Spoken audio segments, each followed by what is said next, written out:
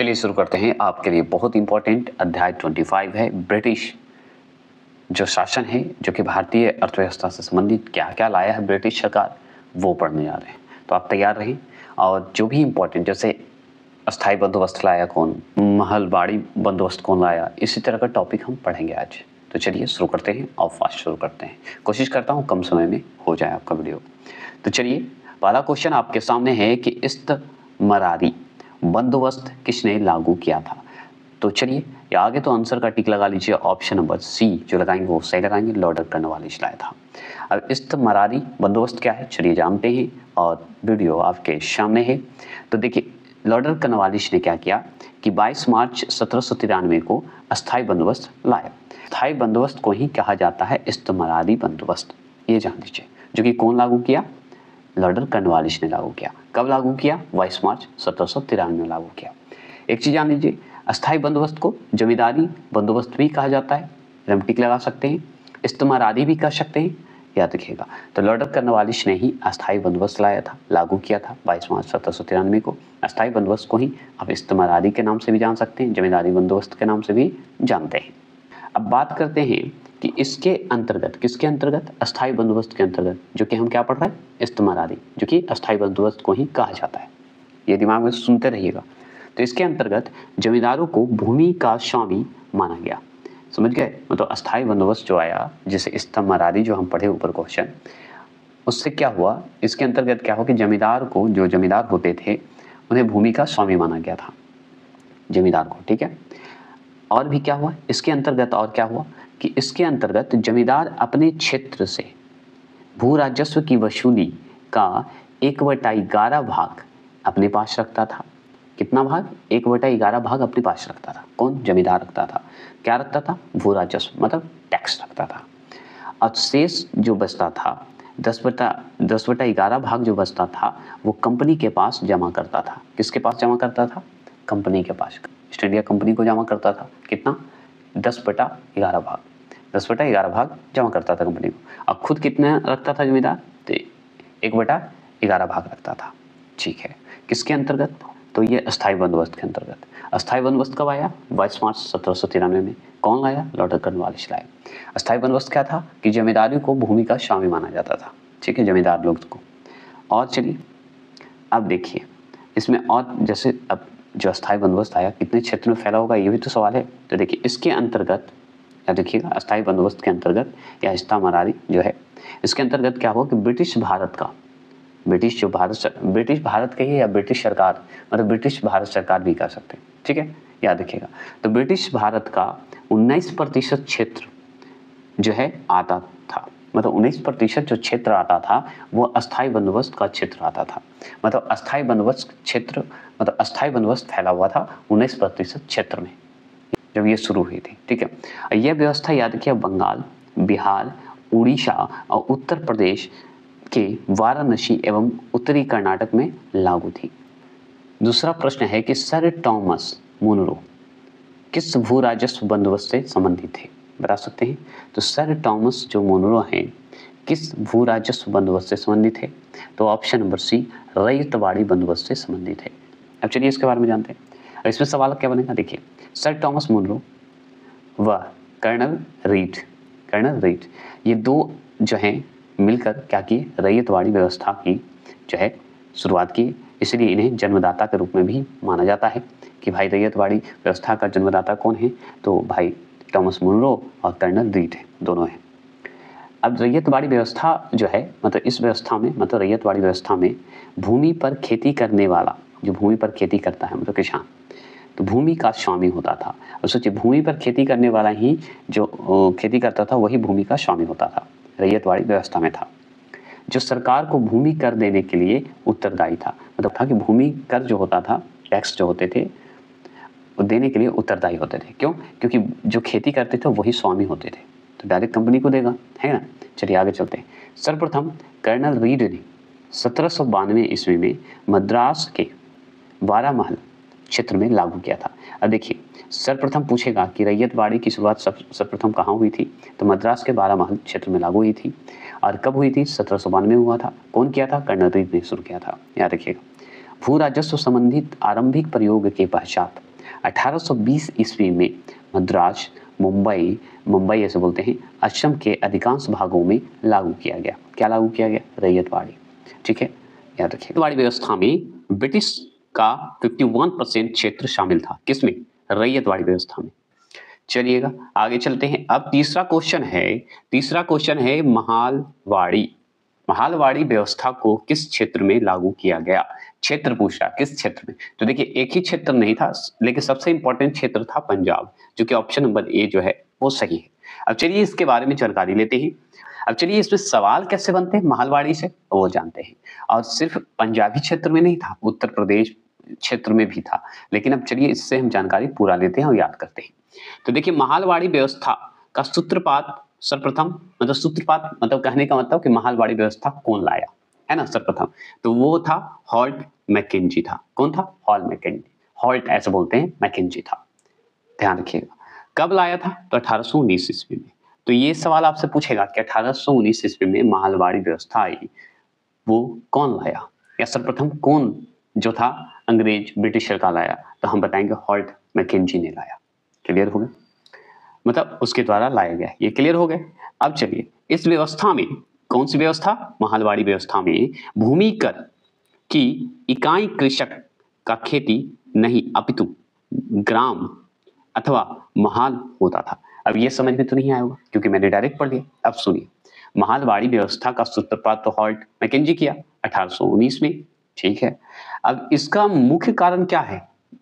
ठीक है, तो देखिए जितने भी आप पढ़े रैयतवाड़ी और क्या पढ़े आप, अस्थाई बंदोबस्त, ये दोनों पढ़े जो भूमि से संबंधित था, भूमि का टैक्स से संबंधित था। अब जान, लेकिन इसमें क्या है ना कि कृषक की खेती जो होती थी, कृषक की खेती से ही संबंधित क्या होता था, खेती को ना लेके पूरा ग्राम को ले लिया गया, उस महाल को ले लिया गया, मतलब उस जगह को पूरा को ले लिया गया। तो ग्राम अथवा महाल, ग्राम कहिए या महाल कहिए, एक ही है, होता था, मतलब सम्मिलित किया गया था महालवाड़ी व्यवस्था से। अब देखिए और भी जानकारी ले लीजिए। ग्राम के लोग सम्मिलित रूप से भूमि कर देने के लिए उत्तरदायी होते थे।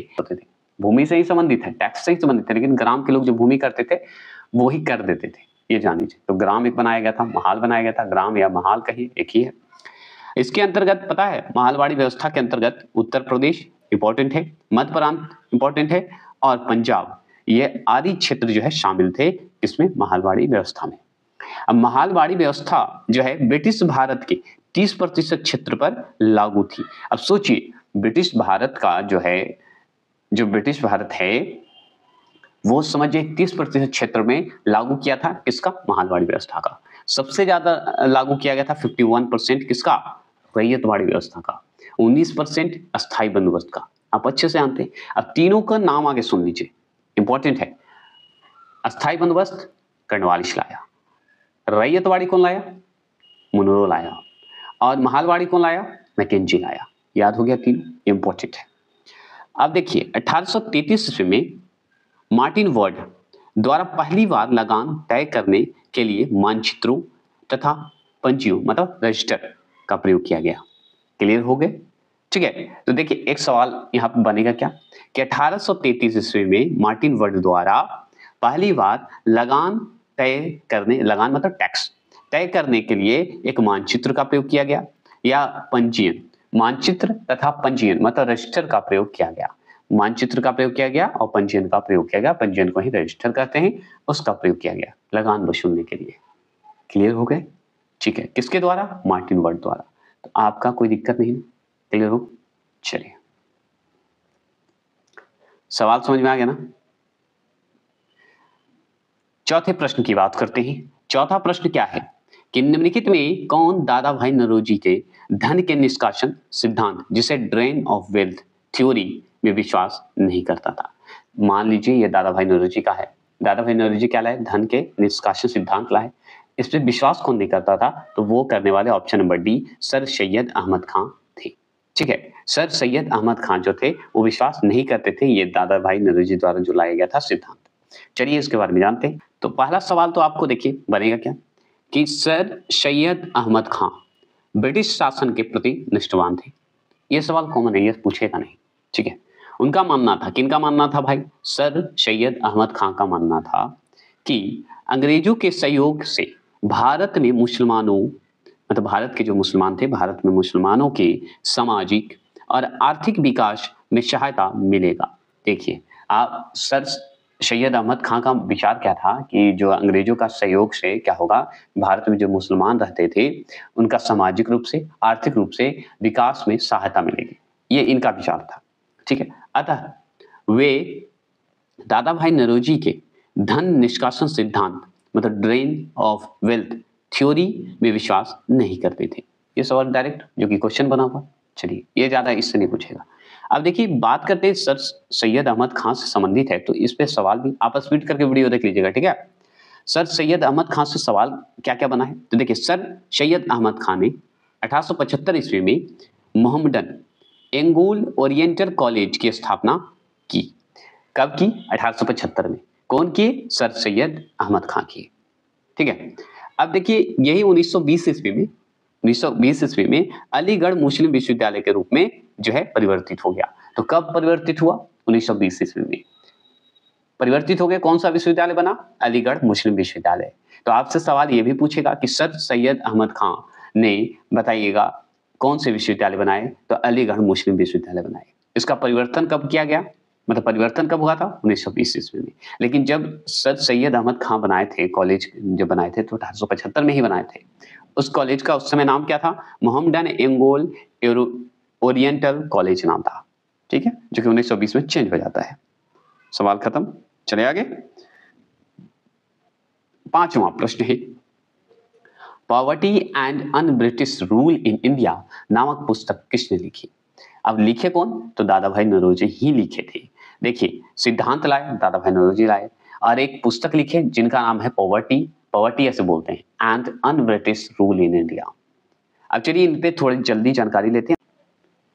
देखिए, दादा भाई नौरोजी ने भारत की गरीबी के लिए ब्रिटिश आर्थिक नीति को उत्तरदायी माना है। भारत गरीब है या गरीबी की ओर जा रहा है, ये जान लीजिए। भारतीय धन के बहिर्गमन, याद क्या? भारतीय धन के बहिर्गमन की ओर लोगों का ध्यान आकर्षित करने का जो है प्रथम प्रयास दादा भाई नौरोजी ने ही किया।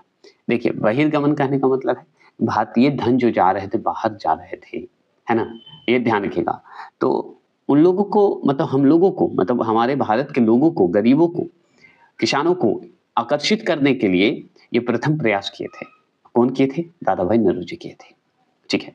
कालांतर में मतलब समय, उस समय की बात हो रही है। कालांतर में दादा भाई नौरोजी ने अपने कुछ निबंधात्मक लेखों, जैसे poverty and un British rule in India, जो कि हम ऊपर पढ़े हैं, जो कि पुस्तक लिखे हैं, याद रखिए, इस माध्यम से भी जगाना चाहें, ठीक है, कि आप जो धन जा रहा है बाहर, उस पर ध्यान रखें, बहिर्गमन को रोके, है ना, याद रखिएगा। ये समझाने के पॉइंट ऑफ व्यू से बोल रहा हूँ, गलत मत लीजिएगा। तो ये जो poverty and un British rule in India की बात करते हैं, तो ये कब लिखे थे? ये सवाल पूछता है, उन लोग को तो क्वेश्चन से मतलब है ना, तो सवाल पूछता है तो 1867 में। कब? 1867 में, है कि नहीं? और याद रखिएगा, और एक और पुस्तक लिखे थे जिसका नाम है the wants and means of India, ठीक है। द वांट्स ऐसे पढ़ते हैं, ठीक है, एंड मीन्स ऑफ इंडिया, जो कि लिखा कब गया था? 1870 ईस्वी में, ठीक है। तो किनके द्वारा लिखा गया ये दो पुस्तक? दादा भाई नौरोजी द्वारा जो लिखा गया, धन के निष्कासन सिद्धांत की व्याख्या भी की है। क्या किए हैं दादा भाई नौरोजी की? धन के निष्कासन सिद्धांत की भी व्याख्या की है ना, आकर्षित करने के लिए। दादा भाई नौरोजी ने कुछ निबंधात्मक कहिए लेख लिखे हैं, पुस्तक लिखे हैं, जिसमें दो पुस्तक का नाम ज्यादा चर्चित है, property and un British rule in India, जो कि 1867 में लिखे थे। एक लिखे थे the wants and means of India, जो कि 1870 में लिखे थे, याद रखिएगा। और धन निष्कासन इनका सिद्धांत था, बहुत इंपॉर्टेंट, जो कि हम ऊपर पढ़ चुके। आगे चलिए, छठा प्रश्न क्या है? असम में सर्वप्रथम चाय कंपनी की स्थापना हुई थी। तो असम में जो है सर्वप्रथम चाय कंपनी की स्थापना हुई, कब हुई ये सवाल है। तो ऑप्शन नंबर सी जो लगाएंगे वो सही लगाएंगे, 1839 में हुआ था, 1839 में। देखिए, छठे प्रश्न के बारे में हम जान गए कि चाय कंपनी बनी थी। अब चाय कंपनी का जो बनने का जरिया है वो इंपॉर्टेंट है कि कैसे बना, क्यों बन गया भाई चाय की कंपनी, अंग्रेजों भी बनाया है, क्यों बनाया है, तो चलिए जानते हैं। तो देखिए आगे तो एक्ट होते थे, अधिनियम होते थे, जो कि इसमें जो है जब ये बनना था, असम का चाय अधिनियम जब आया था, मतलब चाय चाय बना था, चाय कंपनी बनी थी, तो उससे पहले एक्ट जो है अधिनियम के तहत लागू होता था, जो कि इंग्लैंड के माध्यम से होता था, इंग्लैंड से ऑर्डर आते थे, है ना। तो चलिए कैसे करते हैं, पढ़ते हैं। तो 1833 ईस्वी का चार्ट अधिनियम इंग्लैंड में हुई औद्योगिक क्रांति का परिणाम था। लीजिए, इंग्लैंड में एक औद्योगिक क्रांति हुआ था, जो कि अब चर्चित था, अब जानते हैं कहाँ हुआ था औद्योगिक क्रांति, इंग्लैंड में, ये जरूर पूछता है, ठीक है। 1833 का चार्ट अधिनियम इंग्लैंड में हुई औद्योगिक क्रांति का परिणाम है। जो ये चार्ट अधिनियम जो आप पढ़ रहे हैं, 1833 का चार्ट अधिनियम जो पढ़ रहे हैं ना, औद्योगिक क्रांति इंग्लैंड में हो उसकी वजह से ही है, समझ गए। अब चलिए, इस अधिनियम के द्वारा, कौन सा अधिनियम, 1833 ईस्वी का चार्ट अधिनियम के द्वारा चाय और चीनी के साथ व्यापार करने का कंपनी का एकाधिकार समाप्त कर दिया गया। जो कंपनी का जो अधिकार था ना कि सिर्फ यही कर सकता है, वो अधिकार समाप्त कर दिया गया था। किस एक्ट के तहत, कौन से चार्ट अधिनियम के तहत, 1833 ईस्वी के चार्ट अधिनियम के तहत। और ये होने का कारण क्या था, इंग्लैंड में औद्योगिक क्रांति हुई थी, इसकी वजह से। अब चलिए आगे पढ़ते हैं। भारत में प्रथम चाय बागान असम में कब खोली गई, 1835 ईस्वी में। तो भारत में अगर पूछेगा प्रथम चाय बागान कहाँ लगा, असम में। कब लगा, 1835 ईस्वी में। यह उत्पादित चाय को लंदन में बेचा गया, और उसी समय 1835 के समय जब लगाया गया, उसी के बाद लंदन में चाय बेची गई लगाने के बाद। जब कंपनी का चाय उत्पादन का प्रयोग सफल हुआ, तब कंपनी ने अपने चाय बागान का आवंटन व्यक्तिगत कंपनियों को कर दिया गया। मतलब व्यक्तिगत कंपनी, जो छोटे छोटे कंपनी तो उसे दे दिया गया, व्यक्तिगत जो अपना इंडिविजुअल था वो कंपनी को दे दिया गया, ठीक है। इन कंपनियों में सबसे पहली कंपनी जो थी वो थी असम चाय की कंपनी थी। तो सबसे पहली कंपनी कौन थी, असम चाय की कंपनी थी, जिसकी स्थापना 1839 ईस्वी में की गई थी। अब ये सवाल आप देख लीजिए, क्लियर कर देता हूं, ऐसा नहीं कि कंफ्यूज हो जाएगा। देखिए, असम में सर्वप्रथम पूछ रहा है चाय कंपनी की स्थापना कब हुई, तो बताइएगा 1839, क्योंकि चाय कंपनी की पूछ रहा है, ठीक है। और यहाँ पे जो पढ़े तो भारत में प्रथम चाय बागान जो है कहाँ है, असम में। कब लगाया गया, 1835 में। तो कंपनी नहीं है ये, लगाया गया। कंपनी अगर पूछता तो असम का चाय कंपनी ठीक लगाइएगा, जो कि 1839 में बना था, सर्वप्रथम इसी को मिला था, याद रखिएगा। पहली कंपनी जो बनी थी असम में, तो असम चाय कंपनी के नाम से ही बनी थी 1839 में। तो 7वां क्वेश्चन को ध्यान से देखेंगे। 7वां क्वेश्चन क्या है कि 18वीं शताब्दी के मध्य इंग्लिश ईस्ट इंडिया कंपनी के द्वारा बंगाल से निर्यातित प्रमुख पेय पदार्थ जिसे हम बोलते हैं स्टेपल कमोडिजिट, क्या बोलते हैं, कमोडिजिट। अब ये जो अपन्य पदार्थ क्या थे, यही सवाल पूछ रहा है आपसे, ठीक है। तो क्या थे ये बताइए। तो ऑप्शन नंबर डी, इसमें कपास, रेशम, शोरा और अफीम आते हैं। आगे जानते हैं, आगे सवाल, इसकी पूरी जानकारी लेते हैं क्या है ये। तो देखिए, 18वीं शताब्दी के मध्य, तो आप जान गए कि मध्य जो है इंग्लिश ईस्ट इंडिया कंपनी का ही है या ब्रिटिश ईस्ट इंडिया कंपनी का ही, कोई दिक्कत नहीं है। के द्वारा क्या हुआ कि बंगाल से जो है निर्यातित प्रमुख पेय पदार्थ थे। तो कहाँ से, बंगाल से निर्यातित होते थे प्रमुख पेय पदार्थ थे, जिसे हम एक और नाम से जानते हैं, स्टेपल कमोडिजिट के नाम से जानते हैं, जिसमें कपास आपके सम्मिलित थे, रेशम, सोरा और अफीम आदि सम्मिलित थे, याद रखिएगा, ठीक है। कहाँ से निर्यात होते थे, तो ये बंगाल से होते थे, ठीक है। कब होते थे, 18वीं शताब्दी में होते थे। और कौन सी कंपनी, तो इंग्लिश ईस्ट इंडिया कंपनी, मध्य इंग्लिश ईस्ट इंडिया कंपनी लिख दीजिएगा, ठीक है। क्या क्या होते थे, कपास, रेशम, शोरा और अफीम होते थे, ठीक है। 18वीं शताब्दी में नील भी निर्यात की एक महत्वपूर्ण वस्तु थी। तो नील की जो खेती होती थी ना, नील होता था 18वीं शताब्दी में, तो वो भी निर्यात का एक महत्वपूर्ण हिस्सा माना जाता है, याद रखिएगा। इस काल में, याद रखिए, इस काल में मतलब 18वीं शताब्दी के समय पूछ रहा है, अफीम मुख्य रूप से जो है चीन को निर्यात की जाती थी। चीन को सबसे ज्यादा अफीम निर्यात किया जाता था, तो चीन को निर्यात किया जाता था। ये सवाल है बहुत जबरदस्त। अब चलिए 8वां प्रश्न क्या है कि poverty and un British rule in India नामक पुस्तक कब प्रकाशित हुआ, लीजिए। अब बताइए, ये poverty and un British rule in India पढ़े थे, क्या पढ़े थे, दादा भाई नौरोजी किए हैं, लेकिन कब किए थे, तो ये तो हम पढ़े थे 1867, लेकिन यहाँ पे तो ऑप्शन में है नहीं। तो चलिए जानते हैं कैसे। तो देखिए क्या बोल रहा है, वर्ष प्रकाशित हुआ था, मतलब प्रकाशित जो हुआ कब हुआ, या प्रकाशित जो हुई कब हुई, तो हम बताएंगे 1901 में हुआ। यही सवाल को पकड़ना रहता है, इस सवाल को लोग नहीं पकड़ते। देखिए आप कितने पढ़े लिखे हैं, कितने टैलेंटेड है, ये मायने नहीं रखता। एक चीज जान लीजिए कि सब कोई ना कोई अपने आप में एक टैलेंटेड है। अब मेरा जो भी नरेन अकेडमी है सिर्फ एग्जाम निकलवाने के पॉइंट ऑफ व्यू से करवाता है, तो प्लीज अपने आप में सब में पावर है, बस क्वेश्चन को पकड़िएगा। जैसे इसमें देखिए क्वेश्चन को बहुत लोग इग्नोर कर देते हैं, क्यों? क्योंकि सोचते कि poverty and British rule in India आया है भाई, तो ये तो दादा भाई नौरोजी करवाए थे 1800 में, वहां 1900 दे रहा है, तो ये 1900 यहाँ पे दिया हुआ है ना, हो सकता है दोनों दे देता, 1867 दे देता, 1870 दे देता, 1901 दे देता, तो बहुत लोग तो गलत करके आते है ना। लेकिन मैं चाहता हूं कि गलत नहीं हो, इसलिए याद रखिएगा वर्ष किस वर्ष प्रकाशित हुई, तो 1901 में प्रकाशित हुई, ये जरूर ध्यान रखिएगा। चलिए जानते हैं यहाँ पे poverty and un British rule in India पुस्तक जो है 1901 में लंदन में, लंदन के कौन सी जगह पे हुआ, ये सवाल है, मतलब किसके द्वारा प्रकाशित की गई, यही सवाल है ना। तो दादा भाई नौरोजी द्वारा तो लिखा गया था, आप जानते हैं। अब देखिए प्रकाशित जो की गई ये पढ़ लीजिए, बहुत इंपॉर्टेंट है।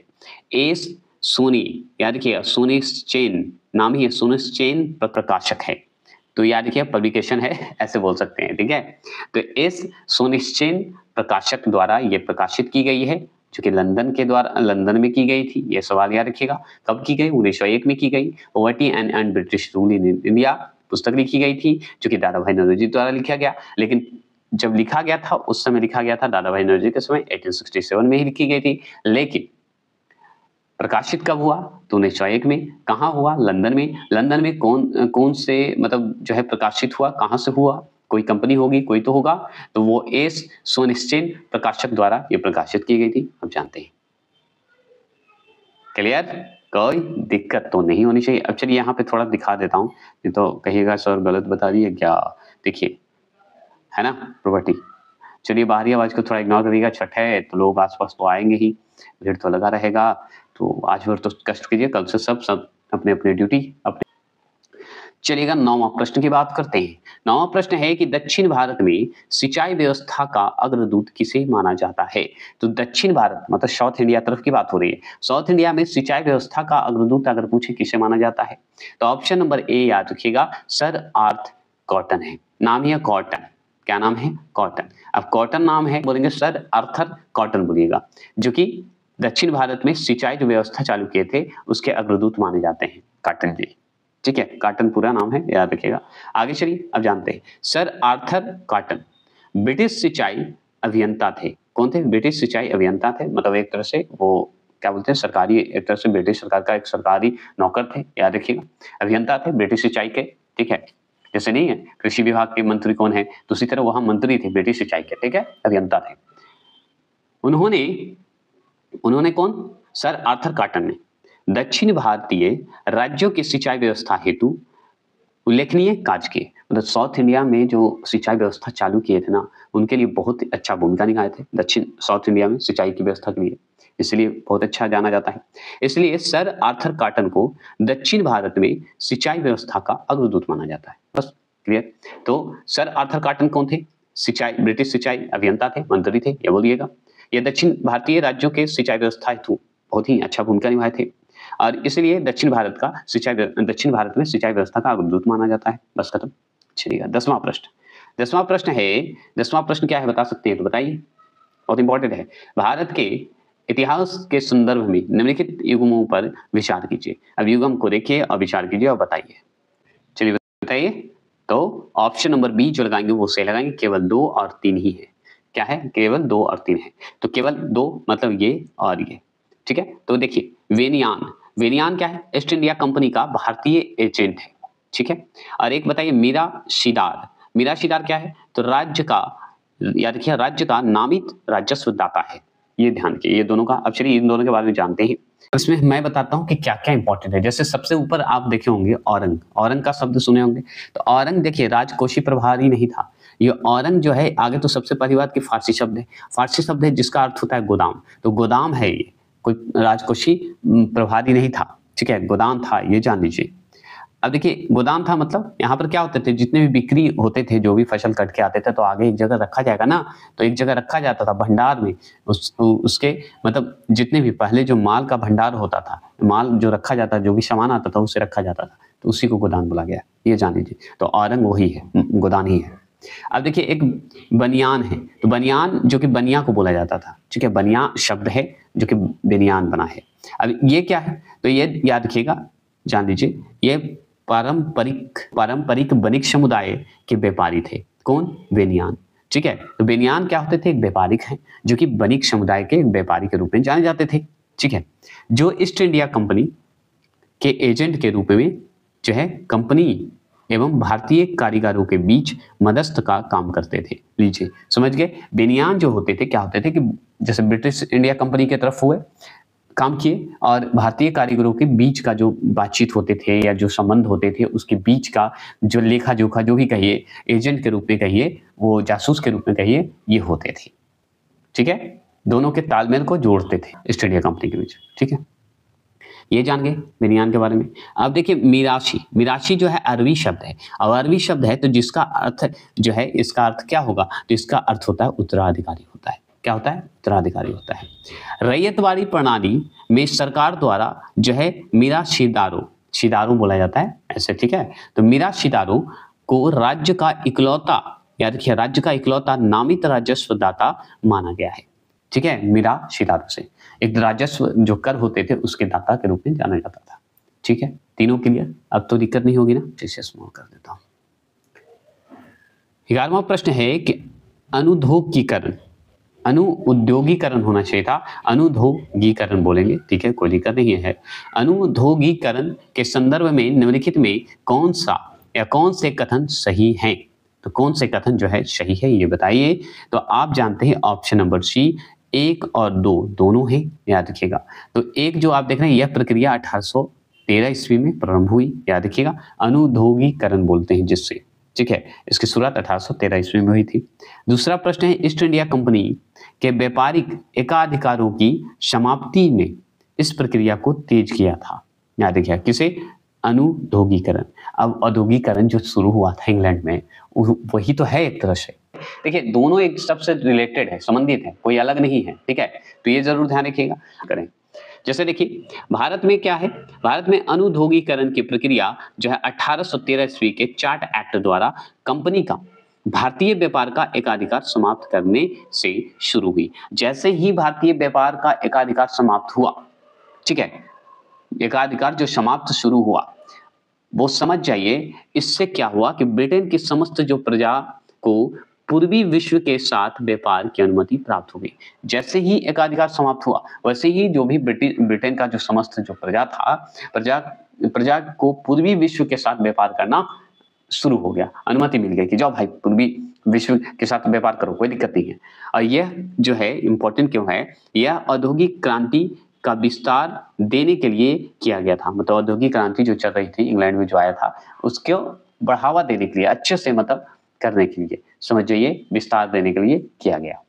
इससे याद रखिएगा, इससे क्या हुआ कि भारत ब्रिटिश उत्पादन का बाजार बन गया। ठीक है, और क्यों बन गया ये भारत का ब्रिटिश उत्पादन का बाजार क्यों बन गया? क्योंकि इससे भारत में जो है, इसके कारण बना, किसके कारण? भारत में जो अनुद्योगीकरण की प्रक्रिया जो चली उसके कारण हो गया, समझ गए। और ये किस एक्ट के तहत हुआ? तो 1813 के चार्ट एक्ट के द्वारा ये हुआ, बस ऐसे ध्यान रख सकते हैं। ठीक है, क्लियर हो गए?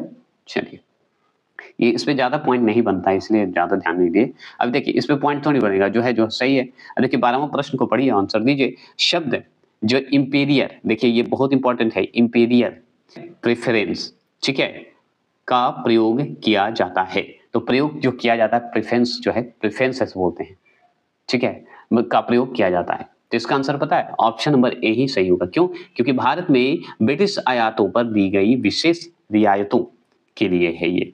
ठीक है, अब चलिए इसके बारे में जान लीजिए और खत्म कर दीजिए। तो देखिए यहाँ पे है कि ब्रिटिश काल में इंपीरियल प्रेफरेंस, ठीक है, शब्दावली का प्रयोग भारत में ब्रिटिश आयातों पर दी गई। किस पे दी गई? ब्रिटिश आयातों पर दी गई। अब विशेष रियायतों के लिए ये किया जाता है, समझ गए। इंपीरियल शब्द जो आता है, जब इंपीरियल जो प्रेफरेंस जो देख रहे हैं वो सिर्फ विशेष रियायतों के लिए ये बना हुआ था, उन्हीं लोगों के लिए था। तो आप समझ गए। तो ये क्वेश्चन अगर पूछते तो आप बता दीजिएगा। तो चलिए, जय हिंद, जय हिंद भारत। और याद रखिए, इंपीरियल अगर प्रेफरेंस अगर बात करें, लास्ट अगर देखें, फन के साथ सुनना चाहते हैं तो ये जान लीजिए, ये बड़ा बड़ा व्यक्ति आदमी को है, जो कि स्पेशल एगो व्यक्ति होंगे भाई, सबसे प्रमुख रूप से बेस्ट होंगे, उनके लिए ये बना है। समझ गए इंपीरियल प्रेफरेंस का। तो चलिए, जय हिंद, जय भारत।